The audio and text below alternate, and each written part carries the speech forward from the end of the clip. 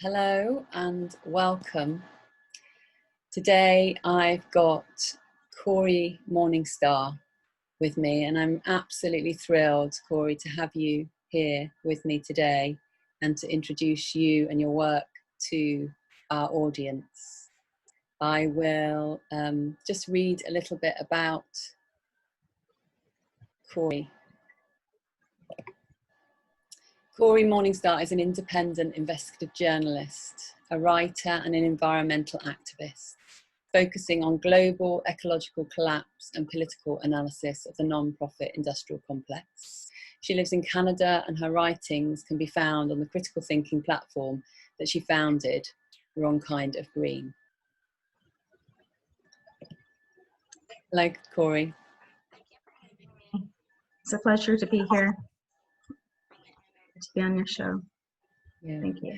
So maybe to start with, because it's such a huge subject and to get one's head around if one's new to this information, maybe just to start with, to give the listeners a bit of context about your work before you began to be an investigative journalist as an activist, an environmentalist. And I've been writing, was a community activist, on the ground activist, and probably I became the most prominent activist, I guess, in my city and in my communities, working with everyone. We had lots of different campaigns. We passed the first ban against bottled water in Canada.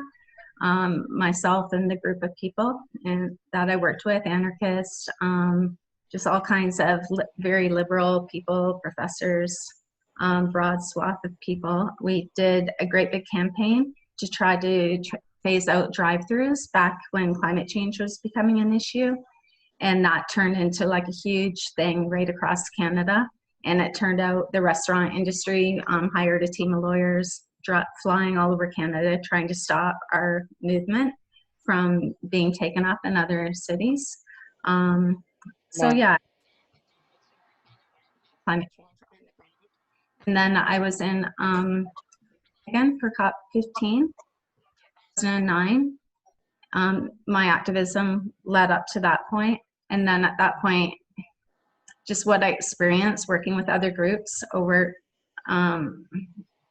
during that conference led me to start writing about it and taking a step back from what I was doing and trying to figure out why we didn't win at everything and why everything was always watered down and why I was getting censored in public platforms and that. So that caused me to take a step back and really start analyzing the movements themselves. Yeah. Can you say the name of the conference again, because I missed that?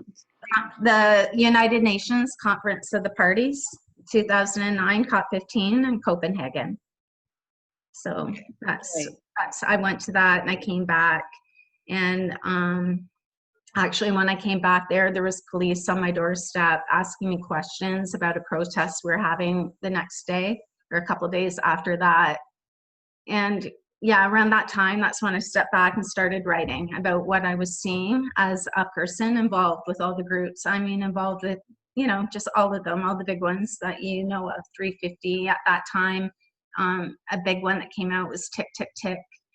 That's one that really undermined the developing nations at the conference, in Bolivia in particular.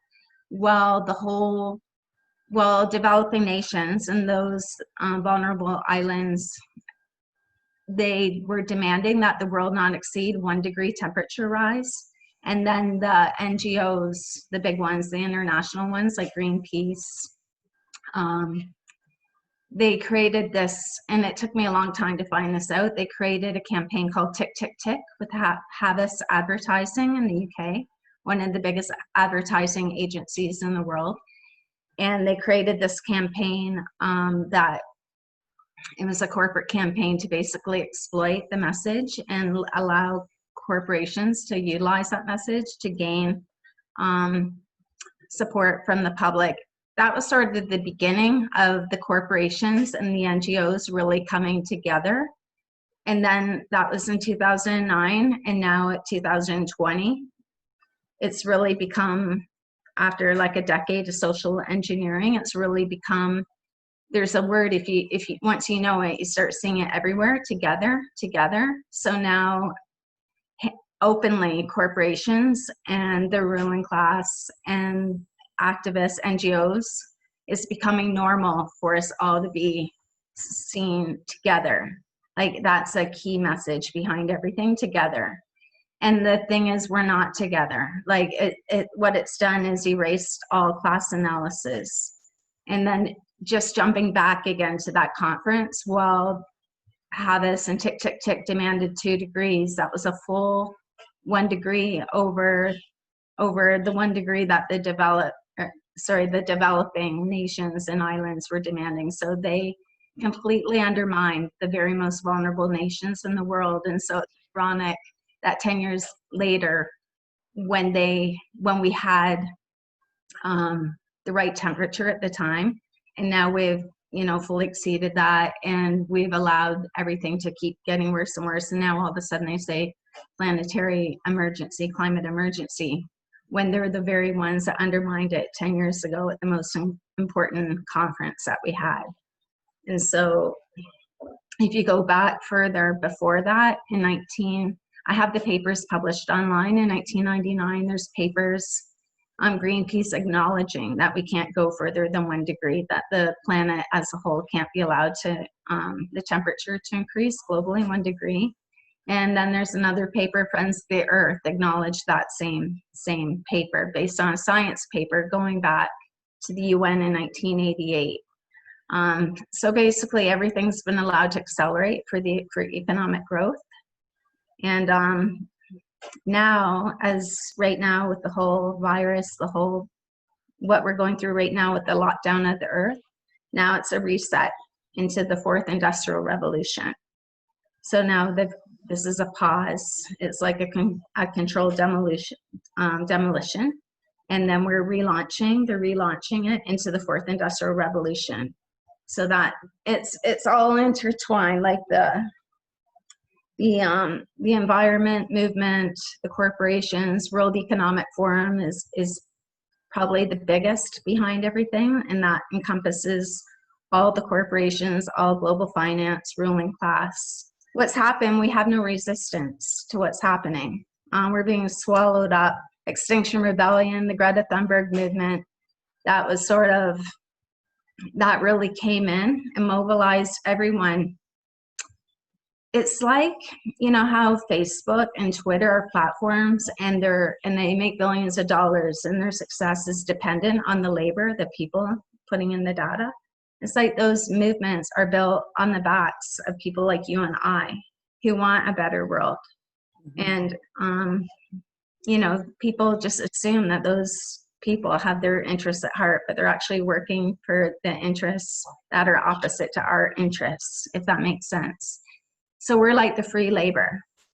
We're like what empowers them to have a voice. I mean, if you took away all that support of the citizenry, they're nothing without that support. That support is what gives them power at international conferences. That's why they're allowed to go in, why they're invited everywhere. They have that support of the populace behind them. And then without that, they're nothing. So we're feeding that. But what we don't understand is we're feeding the very machine that's destroying nature, and that's destroying our shared futures. Yeah. So, because this is new information for any of our listeners. This is huge, absolutely huge, and so I just want to kind of take it apart a bit. Maybe you can name some of the NGOs and help our listeners understand why we can't trust these. Well, it's a matrix. I mean, Greta Thunberg seemed like she came out of the blue. And I remember at the time, a journalist contacted me at the time. He said, "Have you seen this girl, Greta Thunberg?" And even though I'd never even, how things just seep in, when you're hit by things left, right, and center, and you don't really know why, that's something that's happening. And when media, all owned obviously by the very corporations that control everything, when you start getting hit like that, and things start seeping into your psyche from every which way, something's happening. And celebrity is something they really, really use, access, especially in a society where celebrity is like a pathology, a fetish. And so instantly you could see, so I had to go, I said, I think I know who you mean. So I had to go and see who that was. And instantly I could just feel it a mile away that this was something we were about to get hit with, because they were putting her everywhere. She was being sort of shoved down our throats. And as soon as that happened, and this is way before most people would have even heard of her, I went and looked at her social media, created June 13th, right? Now we're in December. She's already becoming like an international star. And then the thing that really struck me, the Twitter account, I always go right to the bottom and see who was added first. And the whole Twitter account, I mean, we're talking about a 15-year-old girl. These are all the very, very key people behind like the corporate environmental movement that it took me, 10 years to know all these names, who they were. Like, I know them because I've worked in that for so long. And here's a 15-year-old girl, and her whole Twitter account of follows is like a Rolodex of the who's who of the whole climate movement. So right there, and there's no kids or anything. It's just all climate people and politicians, all the people working on the financialization of nature. So right away I knew, and it was created, like I said, June, nothing up until that point. So it took I started following that. I started writing about that. It became really, really interesting because all the work I'd built up to that I had done up to that point, sometimes even though I documented so much work over 10 years, it felt like maybe that was a waste of time. But what happened with Greta, all the work I'd done for all that time built into what was happening that year. It all came together. Like I didn't know that all I had been working on would all build to this big momentum and push that we're still seeing now. It's hard to explain because it's so interwoven and detailed. But for instance, the people behind Greta, even it took me, I don't even think I have 2 volumes of work on Greta Thunberg, the people behind Greta Thunberg. There's not a lot about her as a person. I mean, I don't know her. All I know is the people behind her and how she's constructed. And so in volume 2, it gets into actually, because it took me that long to find exactly who was behind her, aside from the people that I outline in volume 1. But a key person, so there's a tweet by Ingmar Rentzhog on the very first day that Greta goes viral. And on the very first tweet, the third person to respond to that is a person named Callum Grieve. Well, he's very, very important. He serves World Economic Forum. He created the climate group New York event that's every year since I think 2007, 2008. He created storytelling agency, marketing agency specializing in behavioral change, storytelling. He works for the climate group. He works for Christina Figueres, who's the former UN secretary, who is interwoven with We Mean Business. Anyway, here's basically We Mean Business represents 6 huge smaller corporations, not corporations, like collectives. The Prince of Wales Group, which is now called the Corporate Leaders Group of Europe, Climate Group, there's 6 of them. And so even We Mean Business represents about $25 trillion. And they represent the biggest corporations on the planet. So this is who's behind Greta. And then on that same thread, you've got people like heads of finance. I mean, one tweet goes across the world, and then you have these very, very key people at the top of the hierarchy of corporate interests, all right there on this tweet. I mean, it's ridiculous. And then tagged as Greenpeace, United Nations, I think the climate strike group, there's like 6, what's the one? The climate strike group in the United States. I mean, there's your key people right there that carried. They all commented on that first post. We're all tagged in that first post, right? And so anyway, that was like really a lucky find. It took quite a while for me to even find that. Yeah. And it really brought everything together. And so right away, like there's articles you can go back. I found at least 3 where he's met Greta at different points in her tour, Callum Grieve. You almost need, like, I lay it all out so it's readable in the articles. It takes a long time to get through it, but it's like you'll gain so much knowledge of how this works and how everybody's interwoven. But yeah, we mean business, World Economic Forum. The World Economic Forum partnered with the United Nations last year officially on June 13th. So when you hear United Nations, that's basically World Economic Forum. It's a global consolidation of power that we're witnessing right now. Yeah. And then even with the WHO, the World Economic Forum partnered with the WHO this year on March 11th, the date that they declared a pandemic, for the COVID Business Task Force. And at the time of launch, it was over 200 corporations. Now it's over 700. Wow. So yeah, and so what's being used to push all this through is the United Nations Sustainable Development Goals. And that's what they're pushing through for all their said solutions. They're all market solutions. So there's nothing, if it doesn't make money, it's not in the equation. Everything has to create new emerging markets, everything. And now going forward, it gets actually a little more confusing. In my series, I wrote last January that the Green New Deal is a Trojan horse for the 4th Industrial Revolution, which it is.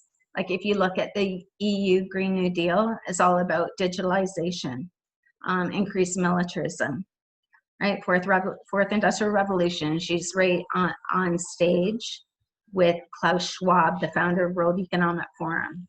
So it's not about, none of this is about environment. None of this is about protection of biodiversity. This is all a transition to a whole new global economic system. And not just that, it's a transition to a whole industrial way of living where we're merging with technology.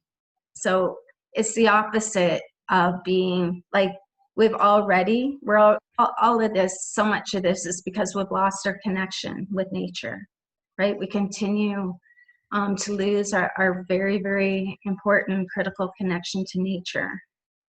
And going forward, there's basically no nature at all. It's you and digital and technology, and that's it, right? And it's all tied into blockchain. And so what happens, all your behavior is linked through the blockchain to your benefits.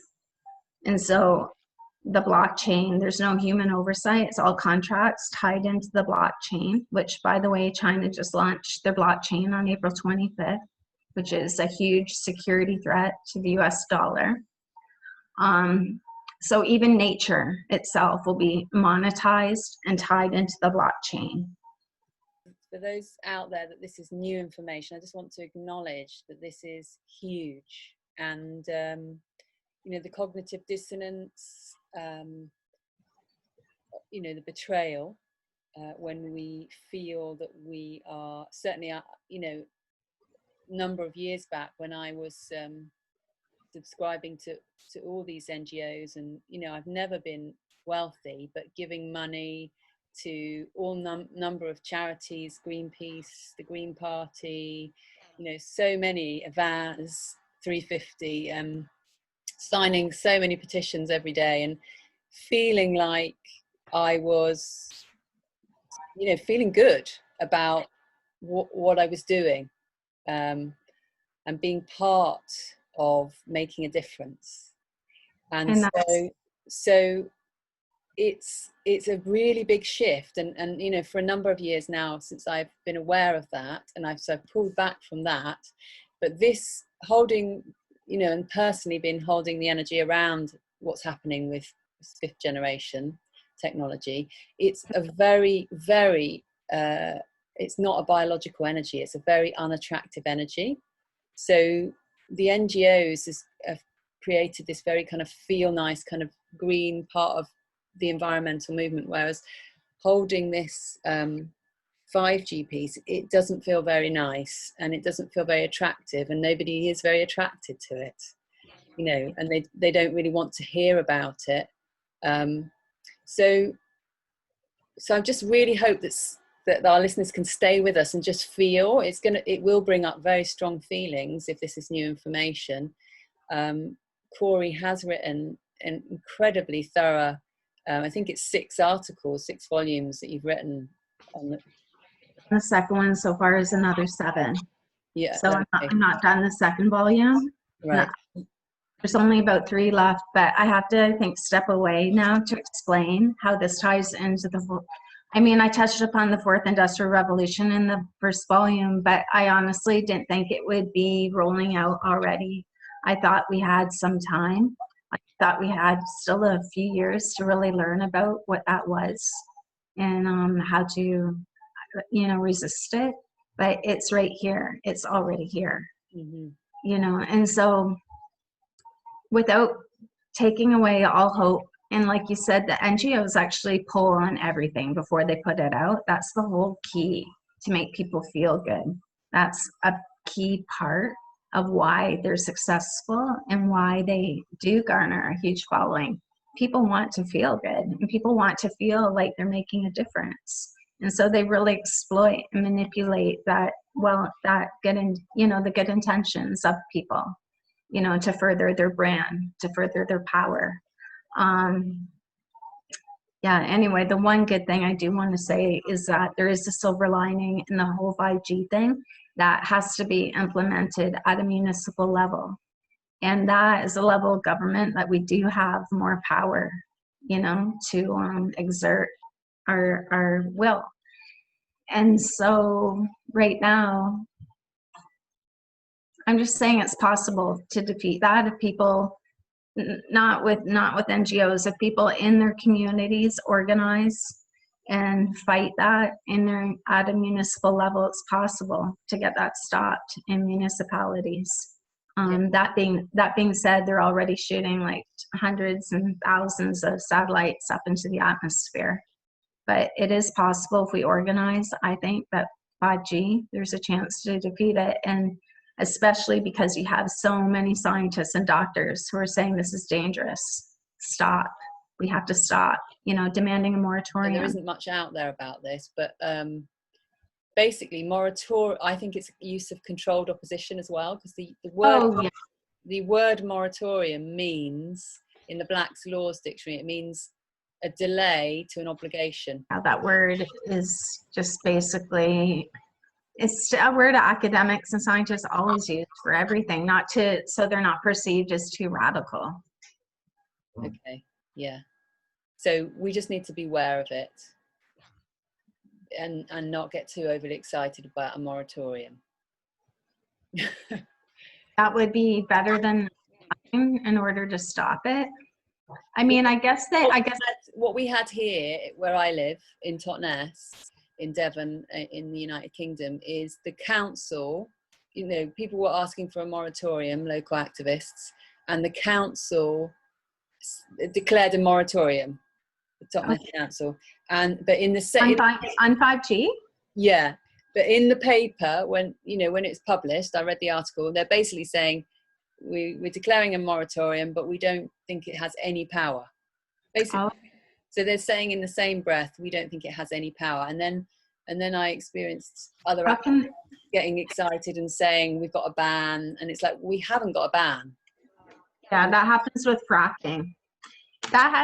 Actually happens exactly with fracking. So they'll do a moratorium, and then they'll have a big NGO try to make it like a victory for them, and they'll say, oh, we have a ban, we want a ban. And then the grassroots are like, no, it's not a ban, that's a moratorium, right? Yeah. But they like to make it that, like, they like to use that to make it like they have this great big victory. Yeah. So I didn't know that about the 5G that you had a moratorium. I don't get it though. Like, how come they say it has no power? Like, who comes? They don't believe they have any power against the industry, but of course they do have power. I mean, it's a cop-out, isn't it? We all have. Yeah, I mean, if the city says no, industry can't come in and install it, I mean, it will still be everywhere, right, in the world. But if your municipality says no, industry can't come in and put up the infrastructure. So I don't get why they're saying they can't resist the industry. And so on one hand, you have the marketing saying, listen to the science to propel forward their desired fourth revolution under the guise of climate change. Mm-hmm. And then on the other hand, you have scientists saying 5G is dangerous. It's a risk to health and biodiversity. And you have that being pushed away. So it's like they use the science and tell you to listen to the science when it advances their ideologies and desires. A desired that will destroy humanity and biodiversity. And then when you have science that doesn't support what they want to push forward, then it's put back into the shadows and ignored. Yeah, and undermined. Yeah, so I just want to say there is some hope. Yeah. And yeah, I think take back our movements. That right now it's like there's just nothing left. It's all been absorbed up into, by Extinction Rebellion, Greta Thunberg. It all is absolutely interwoven and linked in with corporate power, controlled by corporate power, funded by corporate power. They serve their interests. They don't serve our interests. Yeah, but we have to understand what we're up against, and we have to understand, especially the class analysis. Like if you go back to the movements that came out of the 60s, that's class analysis. Like it's the first thing you have to do behind everything, class analysis. And so that's been eradicated, that's gone, and we really have to bring that back. Like even with the environmental movement, if you notice in the Greta Thunberg movement, there's nothing about militarism there. Like militarism is one of the biggest contributors to climate change and environmental degradation to death, right? It's horrific. It's not even in the equation. We can't solve climate change. We can't solve ecological crises of any kind without dealing with the military-industrial complex. Capitalism, imperialism, that has to be the founding bedrock of any movement worth anything. Without those, it's worthless. The movement is worthless. They have to be founded on that bedrock. It's all interconnected, interwoven. So we really have to take back control of our movements and recognize who we should be aligned with. We should be aligned with each other, with our brothers and sisters, not with Bill Gates, not with Klaus Schwab, not with people that protect their interests at the expense of ours. So can I just ask you a bit, because Avaz I know is one of the NGOs, and obviously has a huge following. Yeah. And, can you help our listeners just to understand what Avaz, some of what they're responsible for? Why can we not trust Avaz? Avaz, if you look at who the founders of Avaz, they're all completely embedded into the United Nations, into like the British and US governments. That's where they come from. They don't come from the McKinsey Institute. These aren't grassroots activists that have risen up. These are all Harvard graduates that are all part of the elite establishment from the get-go. And Avaz has been major since it began back in 2007 at destabilizing countries in service to empire. So over and over again, you saw them involved in Libya, where we annihilated one of the best, the finest countries in Africa, who'd done so much in Africa, the leader Gaddafi. And so and even that, it's all, anyone who's a threat to the states is made into a demon, right? They're demonized of Oz, and all the NGOs come in and they create, it's like the behavioral economics of hatred. They create demonization campaigns. They build on hate. They sell hate. And they create that hatred to create an acquiescence to go in and bomb countries. You get citizens actually supporting and applauding, going to destroy a whole nation of people, our brothers, our sisters, babies, children. It's incredible how powerful this is, and that's why it's so dangerous. They tried to overthrow the Bolivian government back years ago during a Tipnis dispute. Syria, the same thing. I mean, Syria has done an amazing job, the Syrian army, of fighting the biggest empire on the planet and liberating their country from terrorist forces. So again, Oz didn't succeed in the no-fly zone in Syria this time, but I mean, they tried their hardest. And so at the same time that they're doing that, building hatred and trying to destabilize countries that the US is targeted at, at the same time, they're talking about saving elephants and whatever, butterflies, like things that everyone wants to save, beautiful things. Yeah. And so it creates confusion. Yeah. Well, I saw an interesting campaign from them not so long ago, which was about asking for money, which in the past I would have been giving them money for. So it was just very interesting to see. And it was about censoring misinformation. Oh, yeah. And it was really interesting to see it and go, oh, funny. My God, I know what that misinformation is. That's the truth. That's right.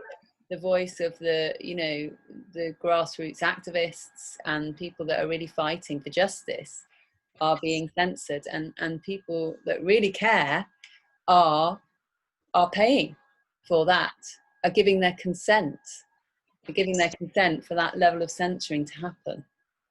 Yeah, I mean, without social license, a lot of the things that are going ahead and that we see happening cannot happen. And the corporations, World Economic Forum, we mean business, that you must have the people on your side. You must have that social license. Otherwise, there will be revolt and resistance. And so, I mean, that's the key thing. And that's where the NGOs really, really are at the forefront, obtaining that acquiescence, creating that social license necessary, lay out things that harm us and that destroy our shared environment, that destroy our planet, that kill people around the planet. So it's very, very serious.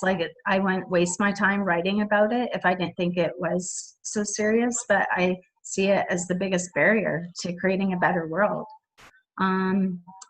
Yeah, and, a lot of people, I see people that have really caring people, they don't have a lot of money, and they'll send that last $5 or $10 to Avaz or to Greenpeace, whatever. I mean, Rick and Patel, the founder of Avaz, draws $200,000 of Avaz every year.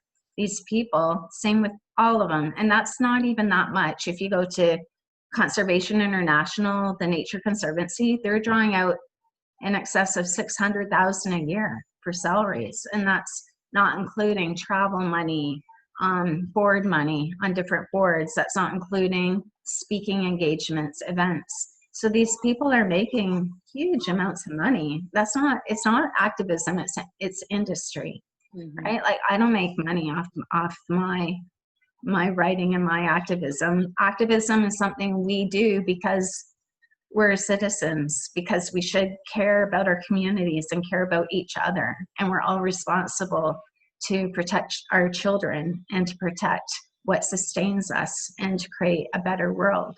And for that, you should not expect massive amounts of money. So activism, I mean, since when does everyone have like these huge, massive salaries and everything being an activist? It's a joke, And it's sad to me to see people sending money that they can't even afford to these multi-million-dollar NGOs that are absolutely in bed with corporate power. Yeah. It's sad. Absolutely. I mean, it's devastating and incredibly effective. So, I mean, And it's, sorry, I just wanted to say there's grassroots groups that could really use a few bucks, right? For food, for supplies, like people that do like really radical work defending the land. Like right now, the movements are actually, it's like a massive free lobby group for renewable energy, renewable, clean energy, not so clean, not so renewable. Everything's geared towards maintaining this lifestyle that we have in the West at the expense of those in the South. And so wrong. And yeah, anyway, I just wanted to say it's like activism has become a lobby group for industry. If you go to one of the key Greenpeace people, his whole Twitter feed is promotion of so-called clean energy and for industry. Like, this is not about defending land. This is not about protecting nature. This is a really important piece for our listeners as well, is the renewable energy, because the reality that the renewable energy is not the answer and is not as clean as we've been led to believe, is another huge betrayal and a kind of big piece for people to stomach. So can you just unpick that a little bit? Well, there's a lot of discussion right now about the movie that Jeff Gibbs just put out, Planet of the Humans, and that Jeff does an amazing job at really slaying what green energy is. He really does an amazing job at exposing what green energy is and exposing actually the faux environmental movement. That being said, Michael Moore comes out right after and tries to drag everybody back into the very same channels that's supporting that, like the Extinction Rebellion, Greta Thunberg, the Democrats. What's that? I haven't seen that. He comes out. Okay. Well, it's on a question and answer that follows.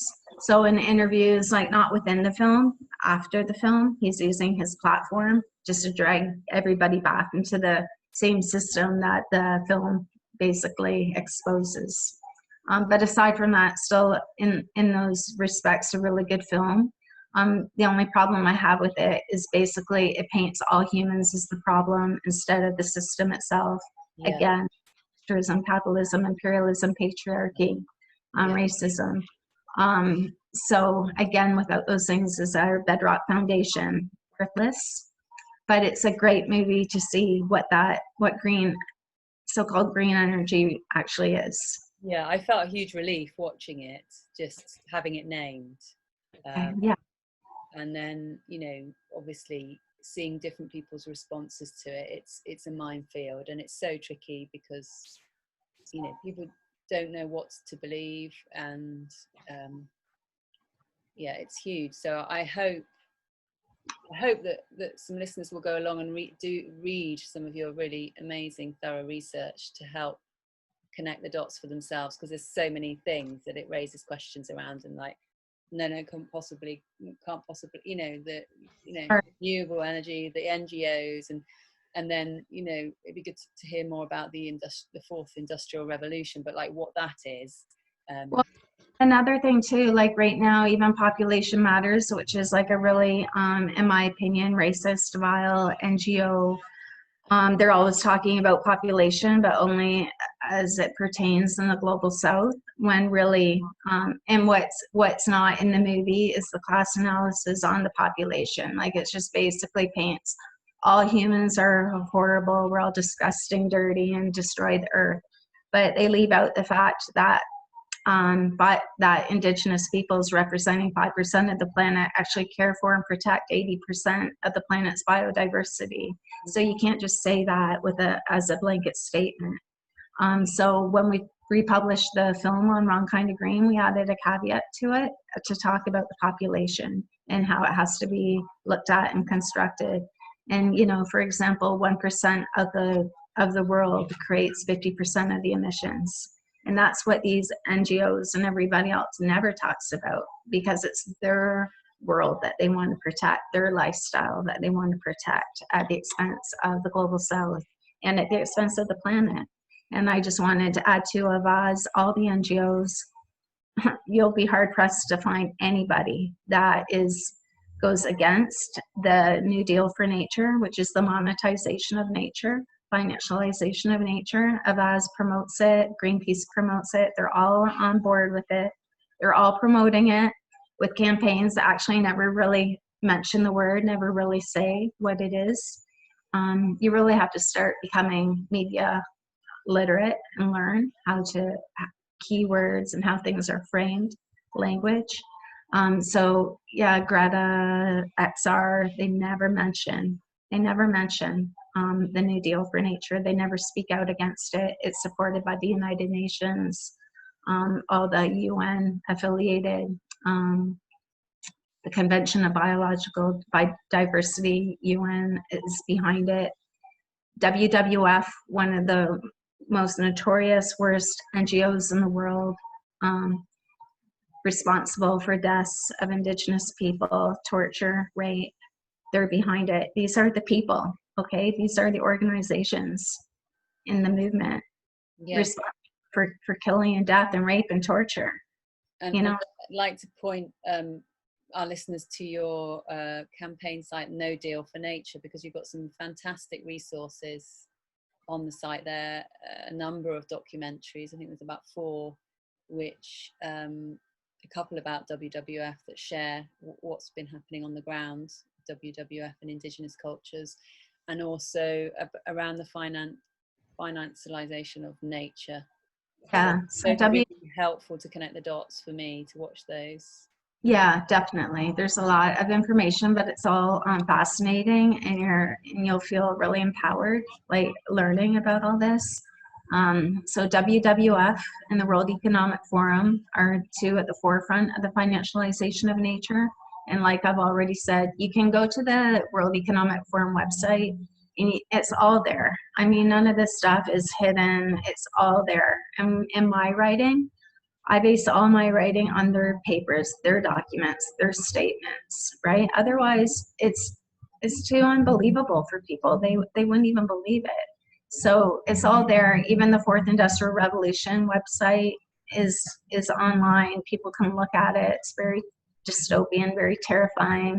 Again, destroying the remnants left of our already deteriorating social fabric, our already deteriorating relationship with the natural world. Yeah, and so, for instance, Greta Thunberg, Jane Goodall, and David Attenborough are the #1 influencers for the World Economic Forum. And there's actually a video of them marketing the Voice for the Planet, which is the sister campaign for New Deal for Nature. So, I mean, everyone's like up to here, you know, in their interwoven relationships and partnerships with the ruling class and corporate power.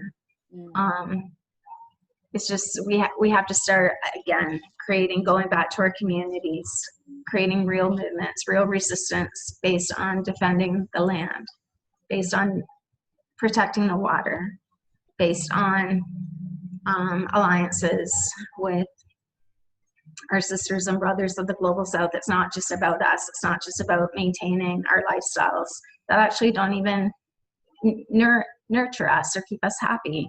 This lifestyle that you know, what's become, where it's so material. I mean, people in Canada, children, United States, in the first world countries, I mean, how many people are medicated now? How many people are just so, this isn't making us happy? But the way forward has to be, I mean, we have to reconnect with the natural world, not monetize it and put a price tag on it and trade it and objectify it. We had to go back and you know, really work on those relationships. We have to reconnect with nature, not monetize it and go into a world where we merge with technology. I mean, it's just the wrong way to go. Absolutely. Yeah. And I think most people would agree if they were being asked about whether this is what they wanted to be happening. So the rollout of the technology is happening without us being asked, and it's happening very steadily. So although you have got, you've got techie people who are kind of excited about it and think it all sounds amazing, I think the majority of people, if you ask them, would you like antennas every 100 feet, do you want your kettle to be synced with the internet, they go, no thanks. I mean, it's all Internet of Things, everything connected to the internet, every aspect of your life and existence. I mean, even in the very near future where your thoughts do not belong to you, right? Even your thoughts don't belong to you anymore. World Economic Forum has a story on the year to 2030, and so there's a woman who's written a story talking about her life, and then near the bottom she says she has no privacy, she has no thoughts that belong to her own, and even her dreams are no longer hers alone. And then she just adds, but it's great, and she just hopes that no one will use it against her. It's a complete surveillance, not even state, it's a global surveillance system that's even being rolled out right now under the guise of COVID-19. Yeah. At the same time, on March 26th, they launched the Global Education Network for Digital Learning. Right now, all this, kids across the whole globe are out of school, even though they're impervious to COVID-19 anyway. They really don't get it. They don't get sick from it, anything. They're all out of school. It's a transition to digitalization, which is a huge part of Fourth Industrial Revolution happening right now. In New York, some families who don't have laptops or whatever, if you're not online being engaged in there, children's services will come to your house. You can have your children taken. This is happening now. Really? Yeah. So we have Microsoft, we have like the world's biggest sociopaths in charge of shaping and molding our children even more so than they're already being molded by, entertainment, media, technology. It's like a whole new level. In the World Economic Fourth Industrial Revolution education booklet that just came out in January, they say right in it that the human teacher is obsolete now going forward. That doesn't fit into the 21st century Fourth Industrial Revolution education. So this is on the World Economic Forum, and it's can you remind us what it's called? It's connected to education. Fourth Industrial Revolution education. It should come right up. You'll find it. And so this is already happening. It launched this digital network with 90 partners and corporations involved. This takes a long time to create this. It doesn't just happen overnight. Facebook's involved, Microsoft, I don't know, they're all on the site. You can go to that website, they're all there. It's already rolling out. Public tax dollars are being paid to buy children laptops and everything if they don't have them. Yeah, and all of our kids more so. It's bad enough that, what technology has done to the social fabric of our society and to children, but now it's going like even more so. I can't really imagine the amount of depression and suicide and just general unhappiness that's going to come out of this. And there's a conditioning happening right now, like the distancing from the human and the further bonding to technology. Yeah, this is really right. And so this is happening. No one's even aware of it. It's a global thing. It's in progress. Who's going to advocate for our children? Who's advocating for them? Like, from what I've seen so far, the unions and everything are all on board with this. There's no one protecting our children from this dystopian world where your life is screen, digital technology. That's your entire existence. even where it starts to merge with your own physical self. Where are their advocates? Why are we not, as mothers and parents, advocating for our children? Why are we not fighting this patriarchy that's going to sacrifice our children to the altar of fourth industrial revolution? It really bothers me. Yeah, Like, it really bothers me as a mother as well, and it's very, very difficult. I've got a teenager, you know, and it's yeah, very difficult because it's been very cleverly kind of wheedled in to everything, you know, their peer groups, their learning. okay. Yeah, I mean, it's hard because it's addictive. The technology is addictive. The screen's addictive. That's a scientific fact. Yeah. And that's why Silicon Valley executives do not let their own children near it. You know, and there's lots of articles on that you can read. Their nannies are not allowed to let the children near that technology. And if they're caught, those nannies are fired and they're replaced. Like, if it's so great for our children, why are their children not allowed near it, right? Absolutely. Yeah, and they don't have the literacy skills to use it wisely because they're kids, and it takes a long time. You know, a lot of people never even acquire or obtain those skills. So yeah, it's just setting them up for failure and for miserable lives. And it's heartbreaking. It is. It's heartbreaking. Mm-hmm. Yeah, I think we have to recognize who the NGOs represent, who they work for, how they undermine our grassroots movements, how they undermine and even mold and shape our thinking. There's a lot of social engineering and conditioning happening right now. A lot of it, lots of it. Like, even when the Greta book came out, I never had attacks that anything in the research wasn't correct. It was just anger, you know, and that might be something that you understand even better than me. Just people were mad. They did not want to know. They did not want their idea of someone coming to save them blemished.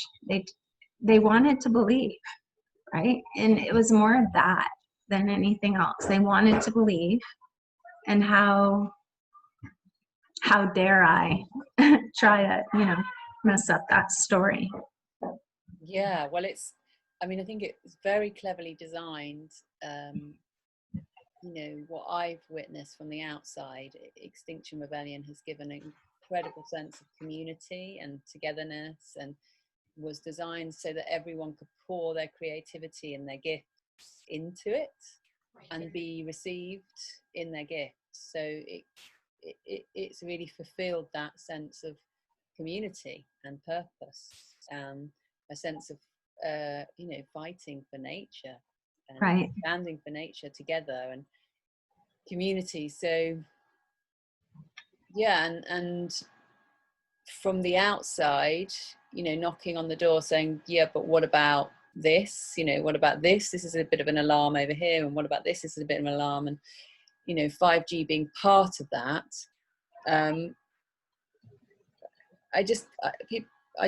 My experience was that no one could go near it, and there was definitely a very clever censoring within the organization, right. Even though they were saying, of course they're against 5G, but they were actually not allowing anyone to talk about it. And that, so I know people that were in Extinction Rebellion, but when they started talking about 5G, they realized they weren't welcome. They couldn't still be in there.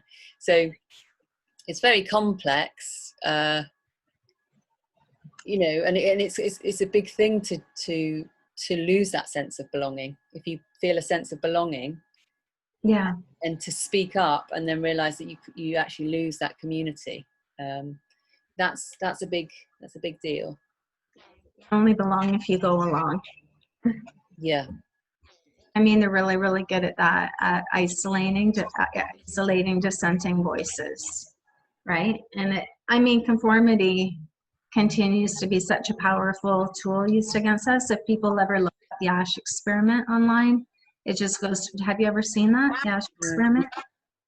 Okay, so it's really short. It's just a few minutes. You can find one online, and it's took place, actually I'm not sure, I think the 70s, it could have been the 50s, maybe the 50s. And so there's a room, and there's one person, there's 3 actors, and then in this particular video, there's different experiments. There's 3 actors, and then there's one person. So they hold up really simple math equations, like 4 + 1 = 5.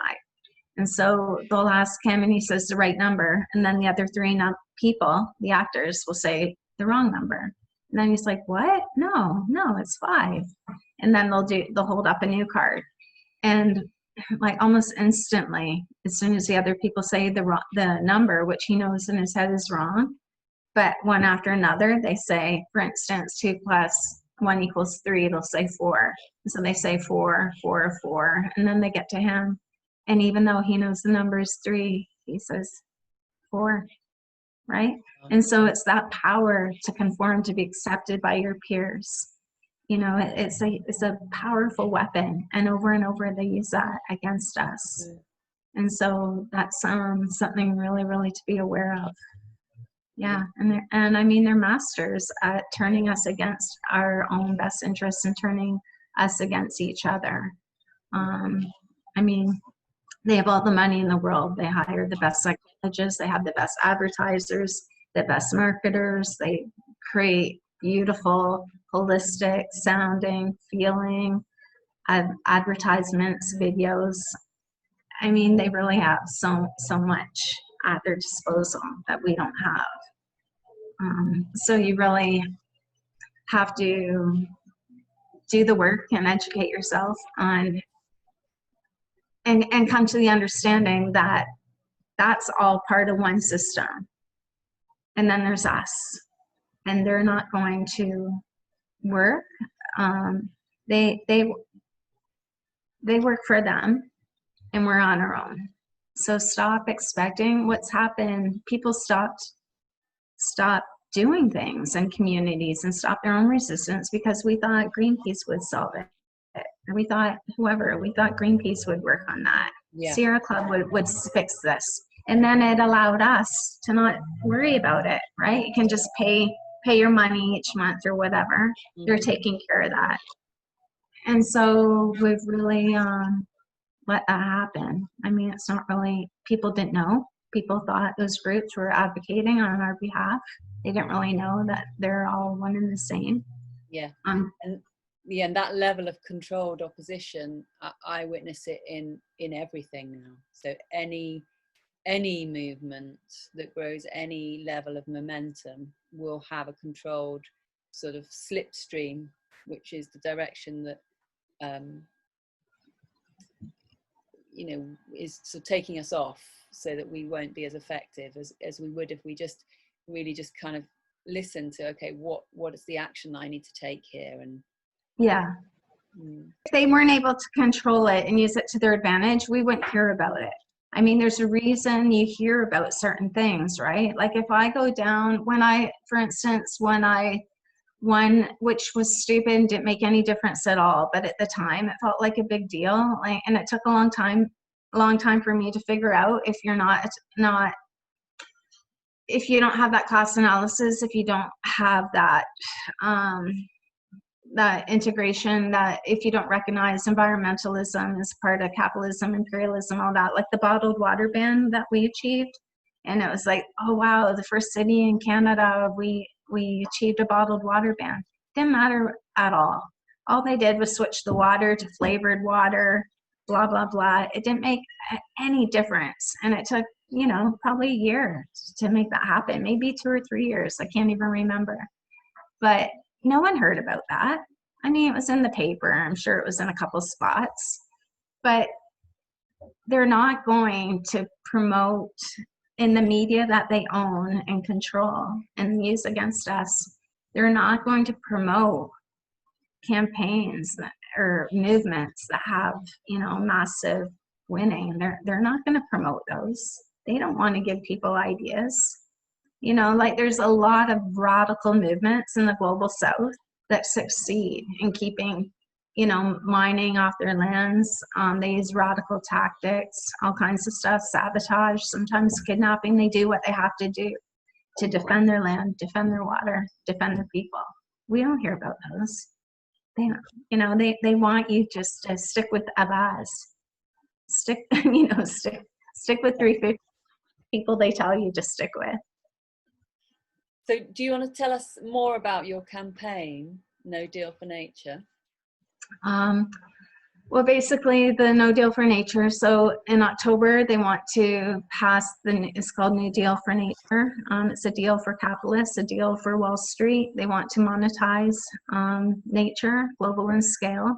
So everything will be, basically they say what you can't measure, you can't manage. So everything will be monetized, traded. You know, their own scientists say things like those with money will own nature. John, what's his name? John Elkington Bolands, who was one of the original, when they launched the XR business. Do you remember that? Yeah. So XR business launched with the co-founder Gail Bradbrook, is that her name? Yeah. She was one of the signatories of that campaign with John Elkington, I believe his name is, from Bolands. You know, he says, who will be the Bill Gates of ecosystem services? You know, what's that telling you? Who will be the Bill Gates of ecosystem services? Who will own the skies? Who will, you know, who is the commodification of nature, the monetization, to be traded, bought, sold, enslavement of nature. And everyone's on board. Abaz, like I said, Abaz is behind it. Greenpeace is Abaz behind it. World Wildlife Fund, they're all part and parcel. Friends of the Earth, you can't find it. Club of Rome, right? Club of Rome is a big one, which was one of the initial people they work with. We Don't Have Time, who was the person that put Greta out on social media, the very first tweet, and our Rentshog. So, you know, you can see everything's all interwoven, all the groups all interwoven together. This person's here. Anyway, back to the New Deal for Nature, probably the very, very best person to read a lot of what's behind it is Clive Spash. He's an ecologist, economist, and he's been brilliant on it. Probably one of the only people that haven't, you know, sold out going along. Yeah, so it's all these things coming forward. Digitalization of healthcare, and telehealth, mHealth, digitalization of healthcare, automation of jobs. We just saw job loss is huge. Half the people in the world will lose their jobs. Here, people don't care very much because right now everyone has, you know, they're getting some money to get them by for a few months, but at the same time, in the global south, like in South Asia, India, those people face starvation, right? Over like a virus that even the WHO says most people get it without getting sick. It's affected even in Canada. Almost 80% of the deaths that we've had with it, not perhaps not from it, but with it, have been people in healthcare homes, right? Elderly healthcare centers, nursing homes.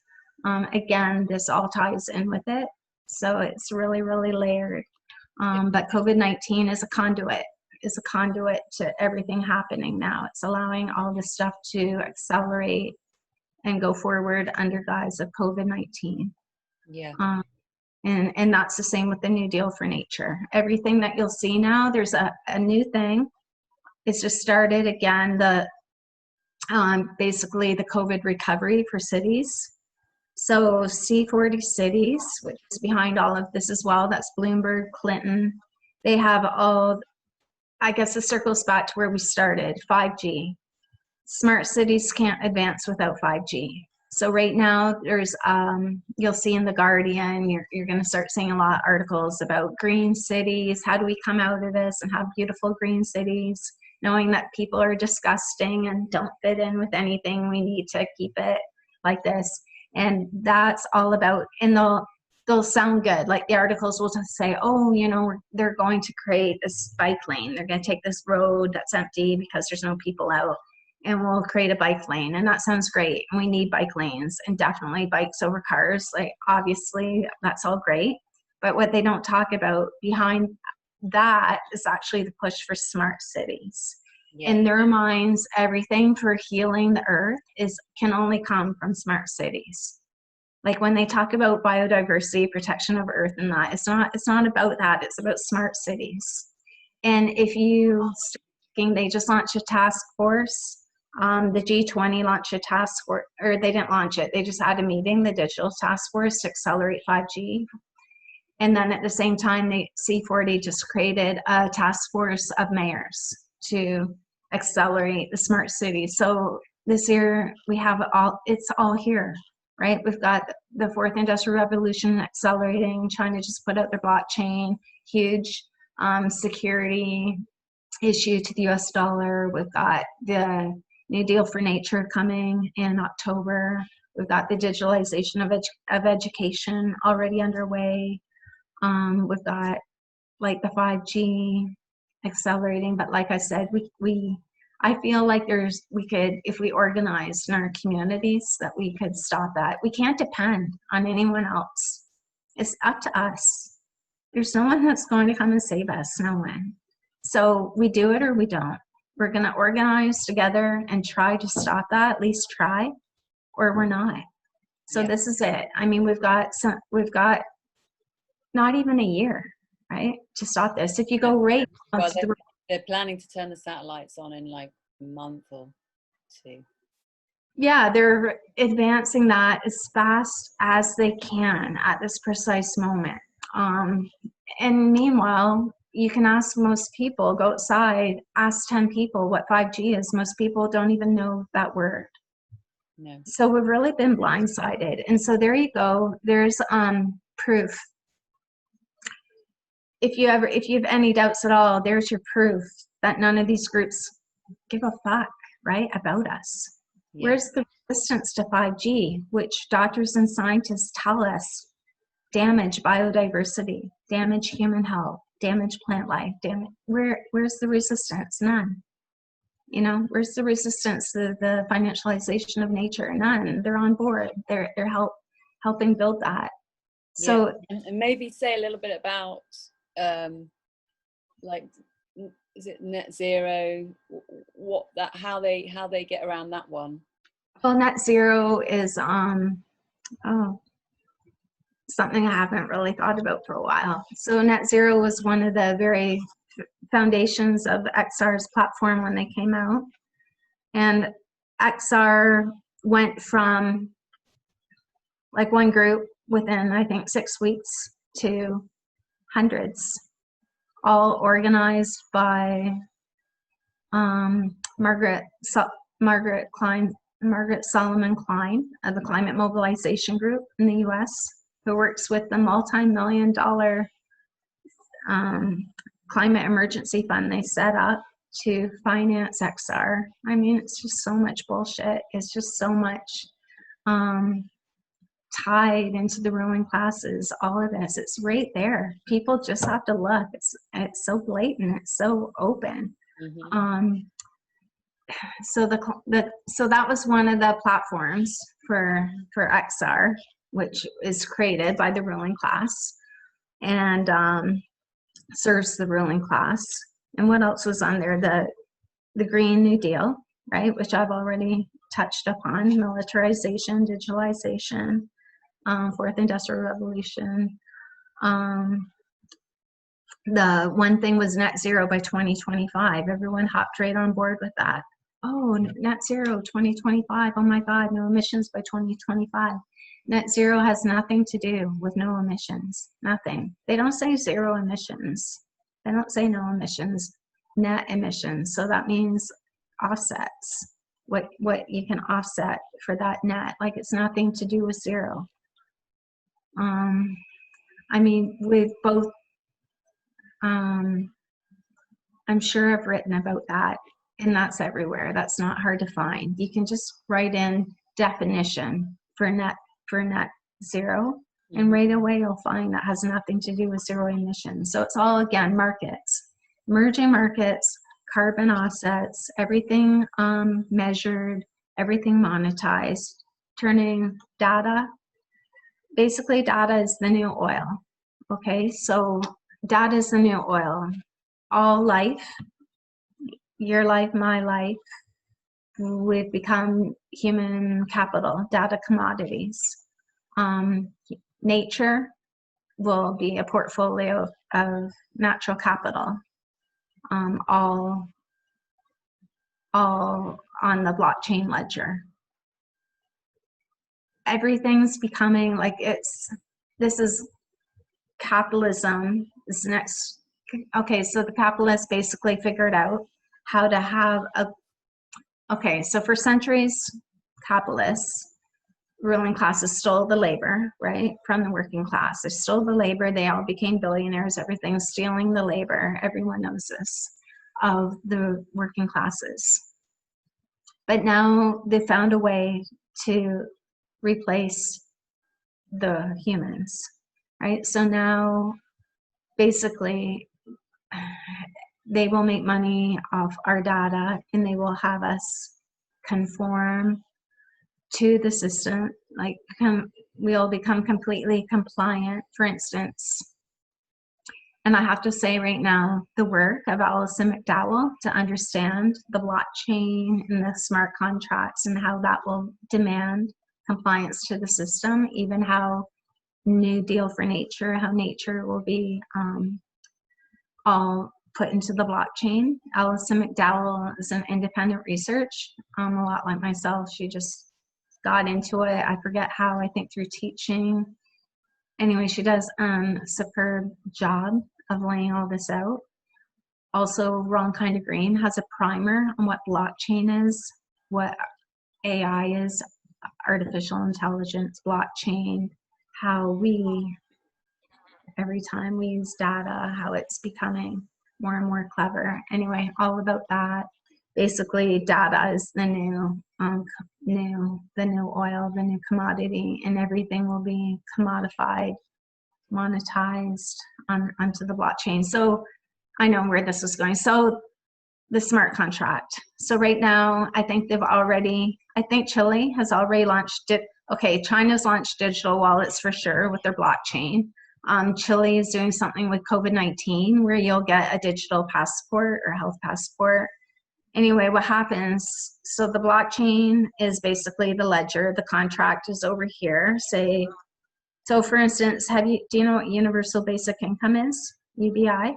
Yeah.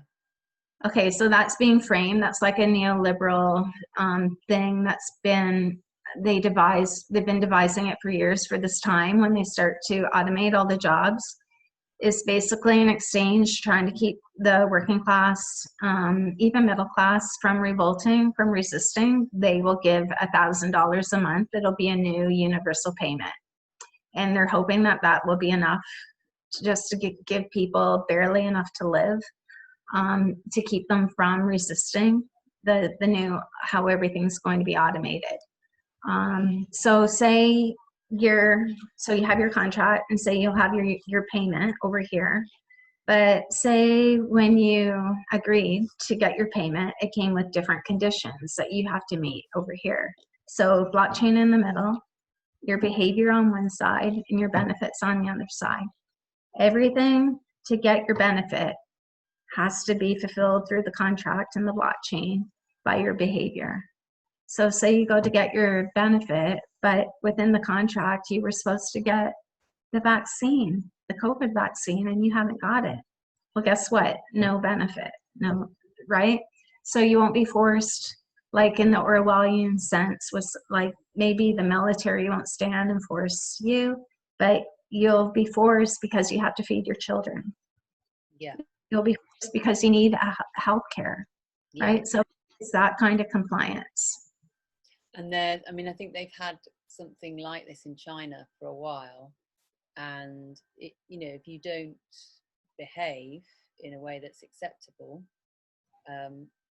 then, your capacity to buy food or, to get on an aeroplane out of the country is limited.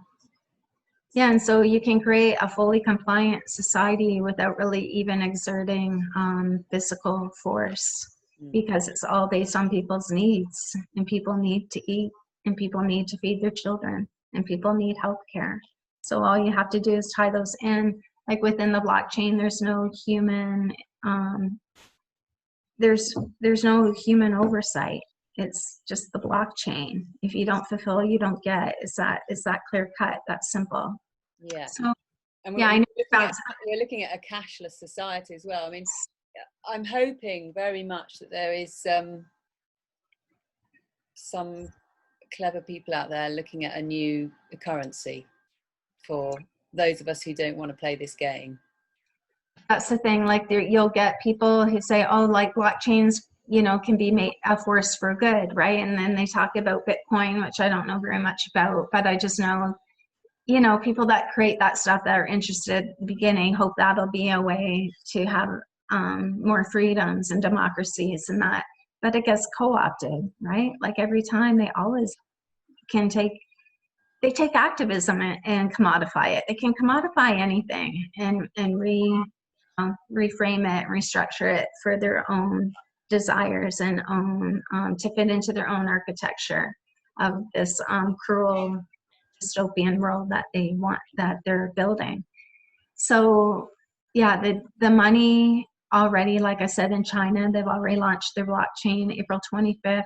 You can there's nothing on it here, but if you look it up, you'll find it. So it's already like there's over 40 banks looking at digitalization of currency.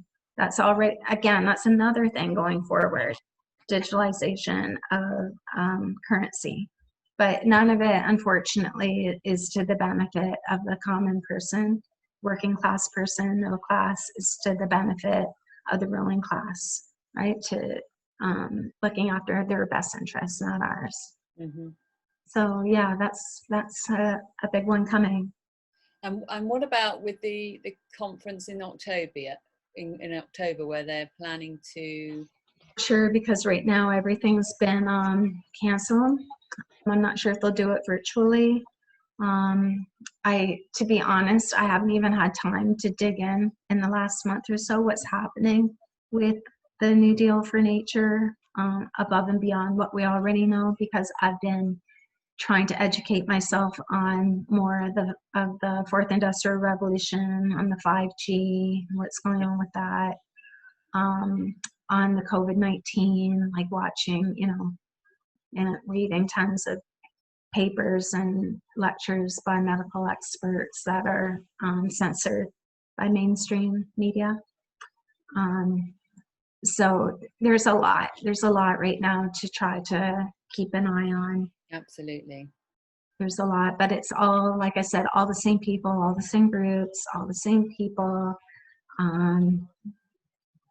That amazes me. Like it's how it's such a small group of people that manage and control so much. Yeah. And they literally just create whatever group they want, and then it just exists, and we're all supposed to listen, right? Like it's amazing. Like why can't you and I getting away with it, isn't it? Yeah, like why? If we create a group, you and I and whoever, no one's gonna. People would think we're crazy or whatever. They just create whatever they want. Oh, global oceans alliance, and then they make all the decisions about the ocean, right? And then they pick, okay, we need someone from Goldman Sachs. We need someone from the World Bank. We need someone from Greenpeace. We need someone, you know what I mean? They form their board, and there they go. And then we all listen. We all, oh, okay, well that's what's going to happen because they said so. Like it's actually really frustrating. Absolutely. Like we're from the time we've been so domesticated, right? And from the time you're a child, you're not taught to think critically. If you come up against your teacher for an idea or anything, you're sent to the office. You're told, no, you don't think for yourself. Listen to authority. And just more and more, I just see like, wow, we're really domesticated. How do we break out of these invisible walls that we've created around us. Yeah. You know, what will it take? What will it take? Look what's happening. What will it take? Yeah, I'm just, I don't know what it's going to take. There's a huge movement across the globe. There's so many individuals that are awake to what's happening and are very, very committedly, diligently working away in their own ways. So I do have hope. It's good. Yeah. I'm really actually so happy to even hear you say that, because sometimes when you're working on your own, Yeah. you just forget people Yeah.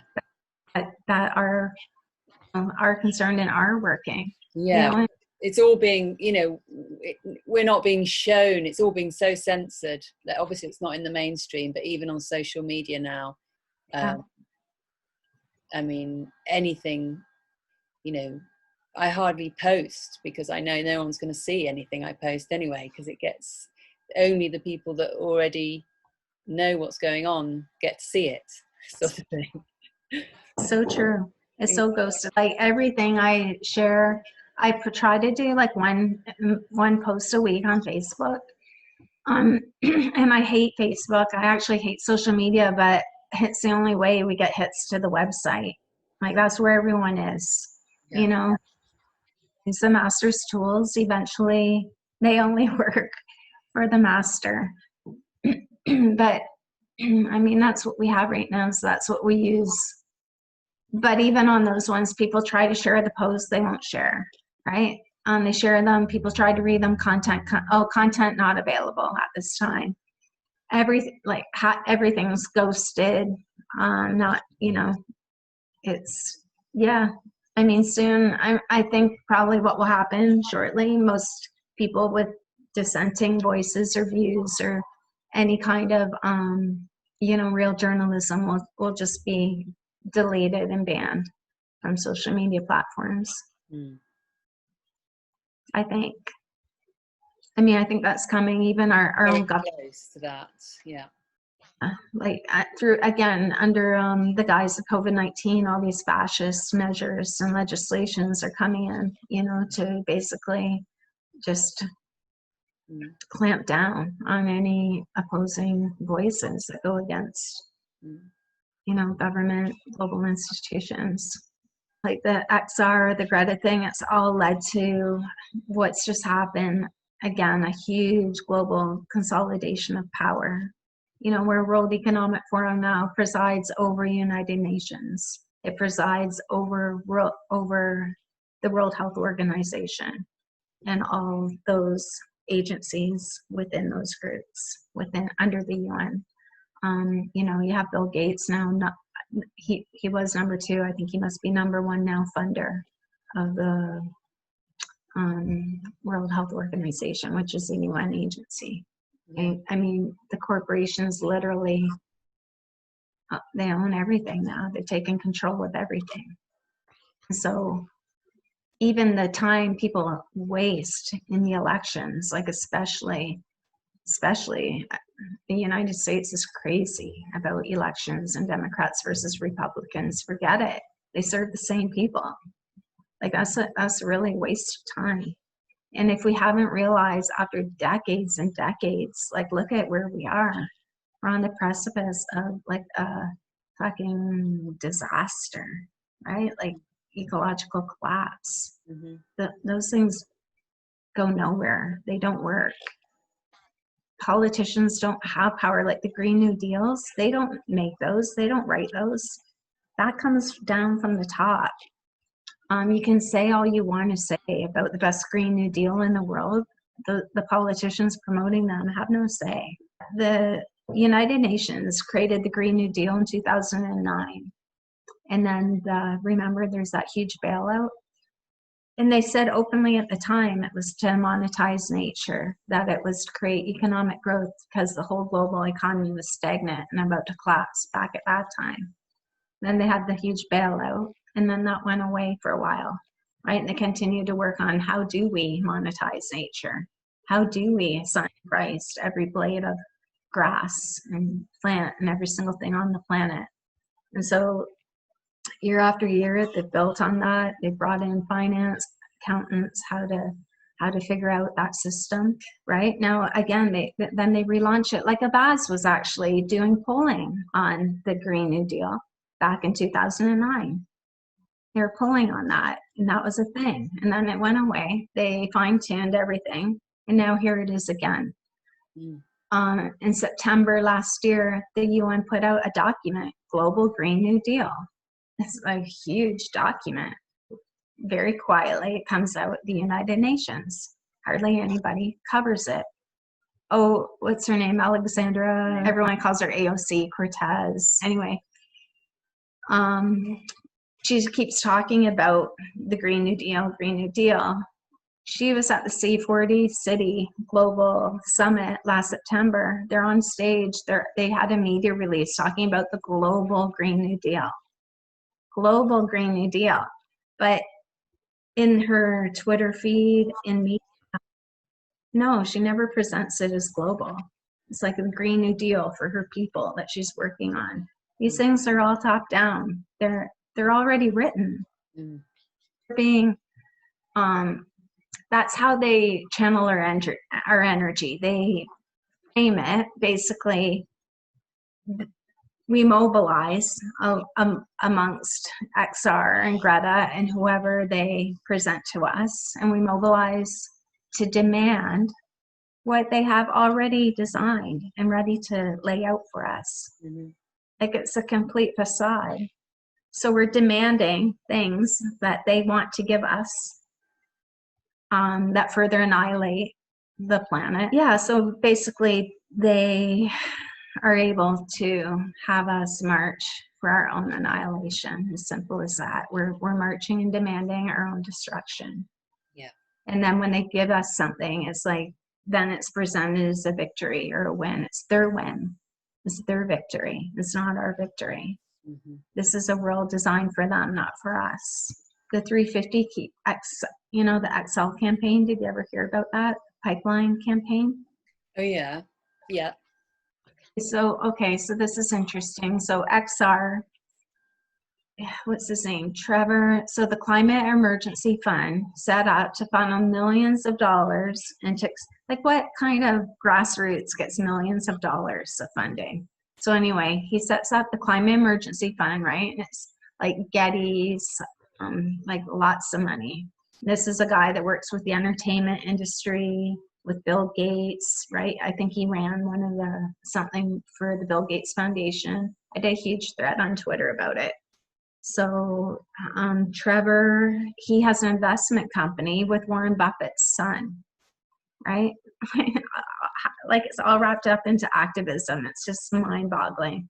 And so anyway, the Keystone XL pipeline campaign, 2/3 of it's built. We have to stop the pipeline. No one even knows. All you have to do is go to the website of the builder. 2/3 is already built, but they have everyone thinks in their head, oh my God, we have to stop this pipeline.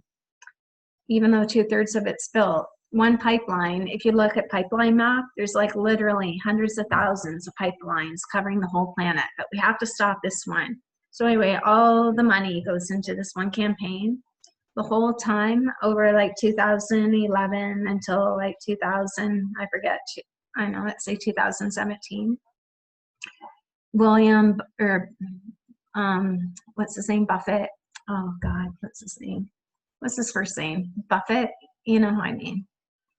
Yeah, I don't know him, but. Oh, I can't believe I can't remember his name. White hair, everything, Buffett. He was Obama's financial advisor. Like, he has enough money, if he pulled it out, he could collapse the US. Like, one of the richest men, right? And him and Gates are like family. Anyway, this whole time everyone's focused on this pipeline, he builds a whole rail dynasty up from nothing. So all the oil starts going, instead of through the pipeline, it starts going over the rail, right? He builds Gates invests in Canada, one of our main rail stations. He owns like 25% of the shares now.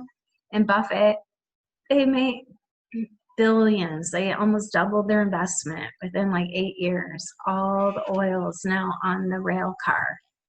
And then, I'm sure you heard of it, then there was that horrible accident in Montreal where the train went off the tracks and blew up the whole city. Lac Mégantic. Did you hear of it? I think I've heard you speak about it. The people like basically just evaporated, like incinerated, right? The whole downtown gone. Wow. And then the NGOs even tried. That was too big for the media to ignore. They tried for like 3 days. There's next to nothing on that in the media. And it was just too huge. It slowly just started getting into the media. And then a couple NGOs sort of acknowledged it. I mean, the oil will get to market. As long as the market needs the oil will find a way to the market. So all that campaign did on the Stop the XL pipeline was to create a huge rail dynasty. And then he gave through his son's foundation, Tides Foundation, is like a big foundation, and they distribute money underneath. So they distribute money to like 350, all the groups on the front lines that you and I would see. Tides is above, funneling all the money down. And Buffett gave Tides almost $30 million. It's so much money, but not when you're making 20 billion. Like 30 millions, you know, like throwing someone $5, right? And so, yeah, they really get us every single time. We're everywhere where we're looking. It's like right now, everyone, COVID. Meanwhile, over here, this is where it's all happening. Yeah. 5G, nature. Yeah. Anyway, I know I'm not even telling you anything you don't know. Yeah, but we've got lots of listeners here, and hopefully you're connecting lots of dots. So what do you think our chances are on 5G? Nothing? No, I couldn't bear to think that. Yeah. I see amazing people working on it. You know, yourself, the work Lena's done, her research. I think if enough people start to, serve their councils and school boards, and there's a lot of ignorance around it. People don't understand the science and how harmful this technology is. Do they see it as conspiracy? Like, has your media tried to frame it as conspiracy theory? Yeah, definitely. Yeah, and that word is like, it's just such a weapon, isn't it? It just undermines. A weapon created by the CIA. Yeah, I mean, I had a conversation recently with someone on social media, and because somebody was had suddenly seen the satellites going in the sky and was like, oh my God, she was suddenly waking up to that moment. And I shared the interview that I did with Lena as a kind of like, here's a tool, and someone else commented and said, because I tagged the word vaccines and geoengineering, because the notice of liability that she's written can be used to serve all of it, because she's written it as electronic enslavement. So I did watch that show. Yeah, so they're all but yeah, just as a woman, I don't know her, but she was just so determined that it was right-wing conspiracy, and why had I tagged those words? And it didn't matter that I said, well, these are things that are happening. They're not conspiracies, they're things that are happening, and this is a document that can be used for those people that don't agree with forced vaccinations, or spraying our skies and controlling the weather, and 5G. So it's very tricky for people. It's very, social engineering, isn't it? It's very strong. I just want to plug, because I don't work on it myself, there's a girl in our campaign that's amazing. She works really hard, Geraldine. Anyway, she looks after the No Deal for Nature Twitter account. And so, yeah, people can follow that and help share the information. Yeah. And so, yeah. And I've had the experience that that website's really helpful for people that you know, it's very good, the information there helps people kind of understand and see what's at play. Because I want to encourage the listeners, if they've got any like kind of flags, alarm bells of like, what do you mean 350 or a vase, if you go to Cory's website, Wrong Kind of Green, Yeah.